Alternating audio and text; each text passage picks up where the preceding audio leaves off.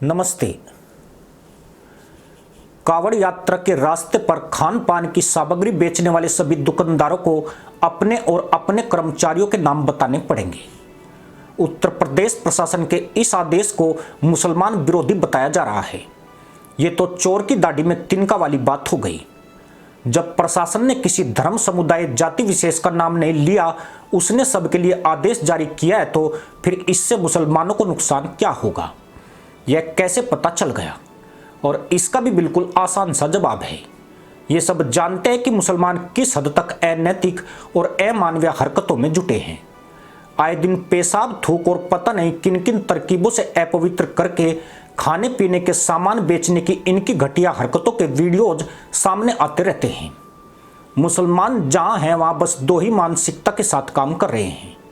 पहली, गैर मुस्लिमों को जैसे भी हो सके प्रताड़ित करो, उनका धर्म भ्रष्ट करो, और दूसरी तरह तरह के जिहाद से उनका धर्म परिवर्तन करवाओ। अब तो लगातार मिल रहे प्रमाणों से यह साबित सा हो गया कि मुसलमान न हिंदुओं के साथ सामंजस्य चाहते हैं और न हिंदुस्तान को अपना मानते हैं। लेकिन उनकी मांग यह है कि हिंदू समावेशी विचारों से तनिक भी नहीं भटके, धर्मनिरपेक्षता का दामन न छोड़े। फिर पारदर्शिता से परहेज क्यों? किसकी दुकान है यह बताने में क्या हर्ज? क्यों बात बात में इस्लाम को खतरे में देखने वाला मुसलमान अपने होटलों ढाबों के नाम हिंदू देवी देवताओं पर रखेगा? उत्तर प्रदेश और कांवड़ यात्रा के मार्गी नहीं, पूरे देश में अगर कोई कुछ छिपाकर कारोबार कर रहा है तो क्या वह गुनाह नहीं है? मुसलमानों और कथित मुस्लिम हितैषी राजनीति के ठेकेदारों के दोहरेपन की पराकाष्ठा देखें, जो आज हिंदुओं को कांवड़ यात्रा के अनुष्ठान में भी मुसलमानों के थूक पेशाब वाली खाने पीने की चीजें स्वीकार करने को कह रहे हैं। वहीं मुसलमानों की हलाल कॉस्मेटिक, हलाल दवाई और यहां तक कि हलाल होटल, हलाल यात्रा तक की तरफदारी करते हैं। मुख्तार अब्बास नकवी, जावेद अख्तर, असदुद्दीन ओवैसी, एसटी हसन समेत उन तमाम मुसलमानों की गैरत कैसे मर गई जब मुसलमानों ने हलाल इकोनॉमी खड़ी कर ली? इनमें से किसी की हिम्मत है जो मुसलमानों से पूछ ले कि आखिर 24 घंटे हर जगह हर चीज में हलाल हलाल की रट लगाने की क्या जरूरत है? बल्कि उल्टा या हलाल के लिए मुसलमानों को उकसाएंगे, उनका साथ देंगे और हजार तरह के तर्क देंगे। लेकिन हिंदुओं को समावेशी होना चाहिए। इनमें है कोई माय का मुल्ला जो दावा करे कि मुसलमान खाने पीने के सामानों में थूक नहीं रहे हैं, पेशाब नहीं कर रहे, उसे हर तरह से अपवित्र और गंदा नहीं कर रहे हैं? इनमें हिम्मत है कि सोशल मीडिया और मुख्य धारा के मीडिया में आ रही थूक पेशाब वाली खबरों और प्रमाण के रूप में पेश किए जा रहे वीडियो को नकार दे। अगर यह सच है कि मुसलमान खाने पीने के सामानों में थूक रहे हैं, पेशाब कर रहे हैं, और यह बीमारी किसी एक इलाके की नहीं, देश के कोने कोने में देखी जा रही है, तो फिर कोई किस मुंह से कहता है कि दुकानदारों को नेम प्लेट लगाने का फरमान हिटलर शाही है?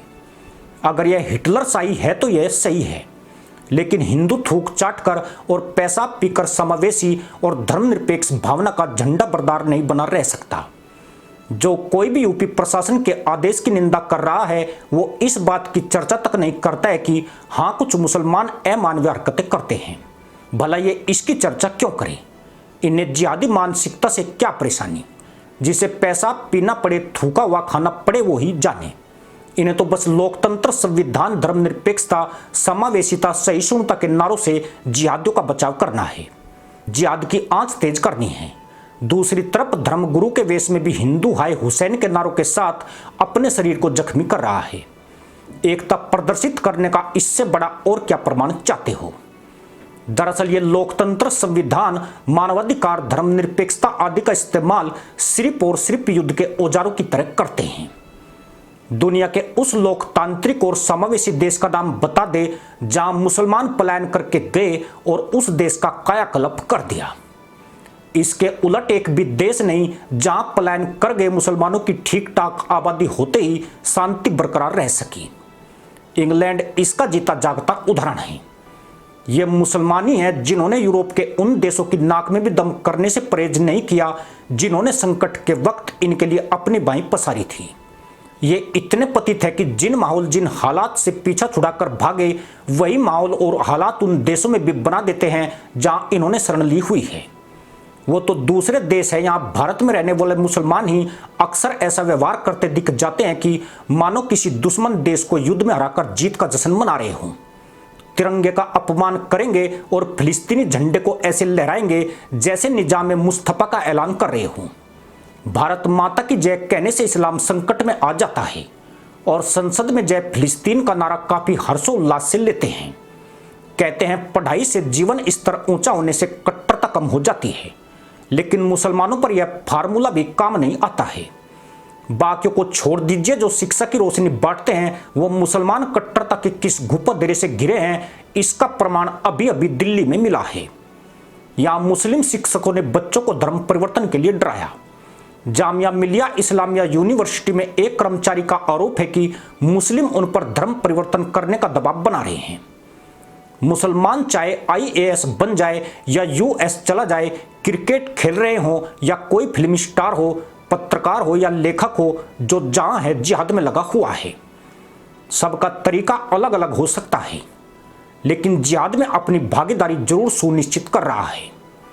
कोई सीधा कत्ल करके तो कोई जिहादी संगठनों की फंडिंग करके, कोई टीवी चैनल पर बैठकर जिहादियों का बचाव करके, तो कोई लेख लिखकर उनकी मदद कर रहा है। ये बहरूपीय जिहाद में या तो सीधे शामिल है या परोक्ष रूप से। तो सवाल है कि क्या हर मुसलमान जिहादी है? ऐसा मानने वाला कोई सनकी ही हो सकता है, लेकिन यह भी सच है कि समावेशी मुसलमान इतने कम हैं कि उनमें भी जिहादियों का खौफ है। वो सामने नहीं आते हैं। ऐसे मुसलमान हर जगह हो सकते हैं जो अपनी बिरादरी की हरकतें देख घुट घुट कर जी रहे हैं, लेकिन कुछ बोल नहीं पाते क्योंकि उनके मुंह खोलते ही बिरादरी से बहिष्कार की कॉल आ जाती है। परिवार पर हमले होने लगते हैं, अनैतिक दबाव बनने लगते हैं। तब ऐसे ठेकेदार जो अभी कांवड़ यात्रा पर ज्ञान बांट रहे हैं, उनमें कोई बचाव के लिए आगे नहीं आता है। अगर चेहरा बचाने के लिए सामने आ भी जाए तो बड़ा बचाकर थोड़ी बहुत दलीलें देकर निकल लेता है। वैसे भी कोई उन समावेशी सोच वाले मुसलमानों की बाट कब तक जो पाएगा जब उसके साथ अमानवीय अत्याचारों का सिलसिला साथ चल पड़े।